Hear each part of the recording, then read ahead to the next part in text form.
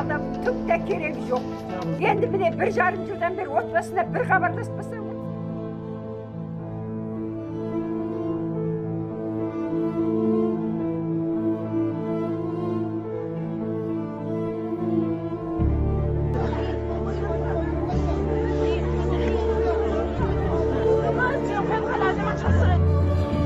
大家看一下，这是我们浙丘嘎庄清真寺，临山市浙丘嘎庄清真寺，